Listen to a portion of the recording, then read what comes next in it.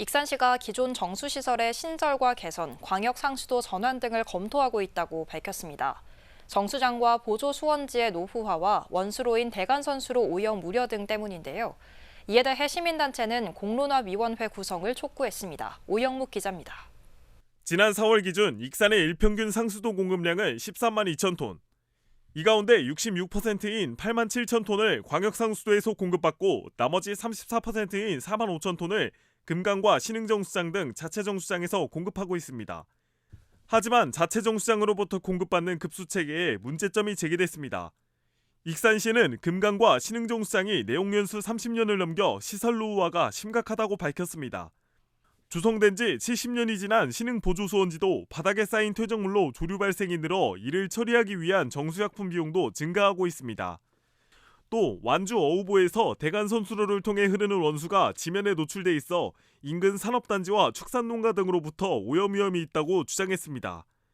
시는 이 같은 문제를 해결하기 위해 기존 시설의 개선이나 광역상수도 전환 등의 방안을 검토 중이라고 밝혔습니다. 이제는 광역으로 전환해야 할 것이냐 아니면 막대한 시비를 투자해서 정수장 보조 수원지 개선 또는 건설을 해야 할 시기 현재 그 시점에 와 있는 단계가 됐습니다. 시가 검토 중인 자체정수장 개선안은 기존 정수장의 부분 개량과 표준 정수처리 시설 재건설, 고도 정수처리 시설 추가 건설 등 3가지입니다.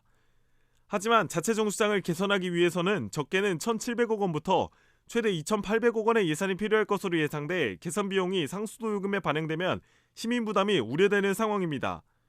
이에 익산시는 지난 7일 깨끗하고 안전한 수돗물 공급을 위한 시민 공청회를 열고 자체정수장 개선과 광역상수도 전환 등에 대해 논의했습니다.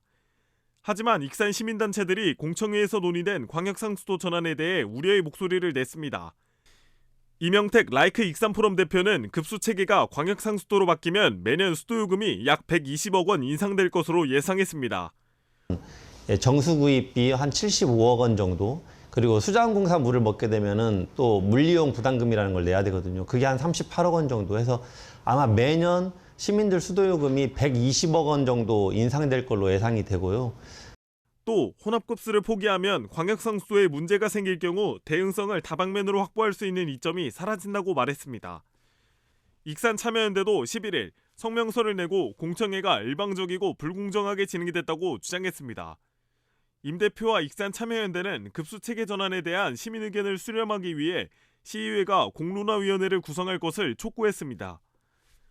자체정수장 급수체계 문제의 해결안으로 시설 개선과 급수체계 전환 등이 제시된 가운데 익산시가 어떤 선택을 내릴지 주목됩니다. KCN 오형목입니다.